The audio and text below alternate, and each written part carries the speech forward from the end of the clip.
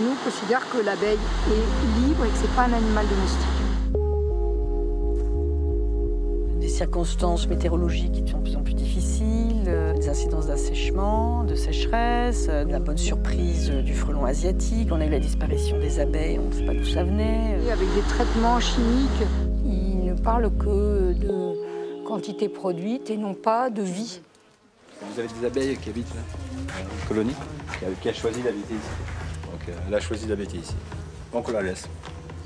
Quels produits ont toujours été utilisés par les hommes pour se soigner. Le miel est un cadeau, est un présent que nous donne l'abeille. C'est pas parce qu'elle ne sait pas quoi en faire, c'est que j'ai toujours considéré ça comme un cadeau. Être en conscience avec les abeilles, ne pas prélever dans le corps de ruche.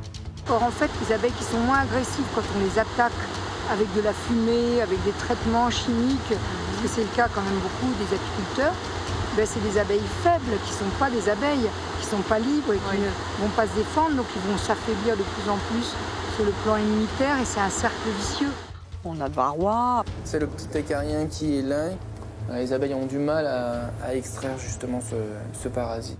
Et là-dessus se greffent aussi certaines pratiques apicoles qui respectent alors pas du tout le cycle naturel de l'abeille ou la diète de l'abeille.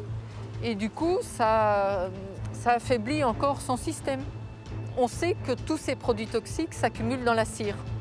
Donc dans la mesure du possible, et ça a été démontré, si l'abeille se développe sur des nouvelles cires, des cires qu'elle construit elle-même, c'est encore beaucoup mieux. Si l'abeille a essentiellement de la nourriture qui est naturelle pour elle, c'est-à-dire le miel, eh bien ça l'aide à rester en bonne santé, ça a été démontré aussi. L'abeille n'est pas un outil de production. Fait du productivisme. Il y a la gros facteur des lobbying. Les abeilles domestiques sont aujourd'hui devenues des esclaves. Et avec une manne de 153 milliards d'euros au niveau mondial, impossible de se passer de la pollinisation. On nous a proposé de traiter des ruches. Quand j'ai lu la notice de type cancérigène, j'ai refusé ça. Petite échelle, à la sauvegarde de ces abeilles. Voilà, on les chouchoute, on essaye de faire en fonction aussi des conditions. Mais ma relation aux abeilles a changé. Et donc c'est devenu une relation plus intime, je dirais. Plus intime, hein. Oui. Cette transmission est la plus belle des choses qu'on puisse encore offrir ici sur cette terre. Être le lien entre les abeilles et vous pour que la planète continue à fleurir. Je me suis pris d'amitié ou d'affection pour les abeilles, mais de manière très simple.